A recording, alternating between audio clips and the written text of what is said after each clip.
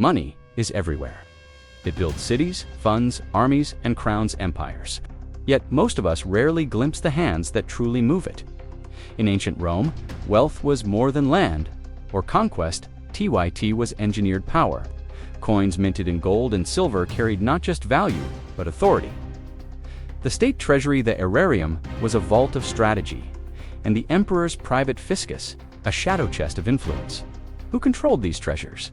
Senators in shadowed chambers, wealthy financiers quietly steering markets, perhaps a few individuals wielding power invisible to the public eye. Could Rome's financial tactics still echo in today's systems? Could lessons from the past reveal the hidden levers of modern wealth? Look closer. Markets buzzing with coin, streets alive with commerce, senators plotting in hushed tones.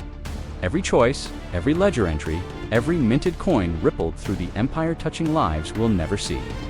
The question isn't just who controlled money, it's who controlled people through it. To understand Rome's financial secrets, we must step back, far back. Long before imperial decrees and minted coinage, goldsmiths and merchants acted as bankers. They lent coins, recorded debts, and promised repayment. Trust was fragile, the currency of their craft. One misstep, one miscalculation, and fortunes vanished overnight. The first formal financial instruments arose not solely to serve the people, but to serve the state and its creditors. The aerarium, established centuries before Augustus, funneled wealth to fund wars, build roads, and pay legions. The emperor's fiscus gathered private treasures, controlled by trusted elites, guiding influence behind closed doors. Key figures like Julius Caesar and Augustus understood a simple, terrifying truth: control the flow of money, and you control the world.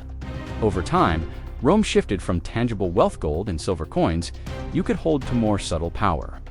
Value became perception. Authority became invisible, and stakes rose higher than ever before. Markets expanded across the Mediterranean. Roads and ports became veins of wealth. Trade thrived, yet behind this prosperity lay careful calculation, taxation, tributes, tariffs, and the quiet manipulation of coinage. Rome's grandeur was built not just with swords, but with strategy, ledger, and influence. Rome's economy was a living engine, its gears hidden beneath marble floors. Centralized coinage ensured both propaganda and control. Gold denarii glimmered in the sun. Bronze coins passed from hand to hand in bustling marketplaces. Each bore the emperor's face, a reminder that money was power incarnate. Taxes flowed from provinces, not always fairly. Tribute, indirect levies, and trade tariffs filled the state's coffers and funded faraway legions. But Rome's rulers discovered a dangerous tool: debasement. By reducing precious metal content while keeping coins' face value intact, the state could create immediate liquidity. Armies could march, infrastructure could rise, festivals could dazzle. Yet the side effect was inflation. Trust faltered, prices rose. Citizens felt the squeeze long before the treasury noticed a benefit. Aristocrats and financiers, the Argentarii wove private influence into public wealth. Loans, deposits, and secret networks amplified their power. One well-placed loan could ripple across provinces, shifting influence in the Senate, swaying legions, and reshaping commerce. Rome's roads, ports, and markets formed a web for capital to flow. Coins moved faster than armies. Wealth could be mobilized, leveraged, or hoarded. It was both a tool and a weapon.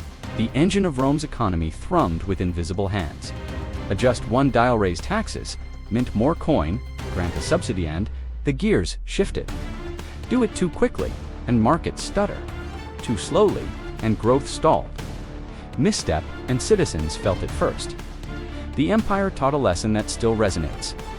Money is not just currency, it is influence, it is leverage, and those who understand its mechanics hold a power most never see. But missteps happened, often with devastating consequences. Under emperors like Nero and Caracalla, coin debasement spiraled. Inflation soared, markets wavered. Bread riots broke out, legions were unpaid, provinces teetered on collapse. Every crisis revealed the vulnerability of centralized wealth. Secretive decisions by elites could topple provinces. One mismanaged treasury, one heavy tax, one poorly timed loan, and the fragile balance of power shattered. History repeated itself in echoes of chaos. The empire's grandeur masked economic fragility. Money, manipulated behind closed doors, determined the difference between stability and collapse. Whispers persisted, a small group guiding the empire's wealth, influencing politics, swaying the fates of millions. Fact or speculation, the consequences were real. Citizens endured shortages, unrest spread, and the empire learned sometimes too late that concentrated control is a dangerous force. Even centuries later, the lessons linger, the mechanics of money are timeless, and the stakes remain high. The ripples of Rome's financial decisions reached far beyond imperial halls. Inflation eroded savings. Bread became scarce. Riots erupted. Aristocrats amassed more wealth while common citizens struggled to survive. Provinces depended entirely on Rome's monetary policy. Currency manipulation influenced not just markets, but geopolitics. The lessons are clear: when wealth is concentrated and decisions hidden, ordinary lives are the first to feel the impact. Systemic risk is not new, it is centuries old. Rome reminds us that economic power is human power. Every coin minted, every tax levied, every loan issued shaped who thrived, who suffered, and who fell behind. Money is never just paper. It is influence, reach, and responsibility. Understanding Rome's financial secrets does not make one omnipotent, but it grants agency. Transparency, awareness, and financial literacy are shields against invisible power. Knowledge allows people to navigate systems, mitigate risk, and make informed choices. Money is both tool and force. It can be used to uplift, manipulate, or destroy. The lesson is timeless. Observe, question, and learn. Power is not only in wealth, it is in understanding it. And understanding is the first step toward agency. The flow of money is not invisible, it is often hidden. Start asking questions, start learning, share what you discover. History's secrets are not just stories, they are guides to the forces shaping our world today. Knowledge is power, and in understanding money, we begin to hold a mirror to both past and present, revealing the truths that control our lives.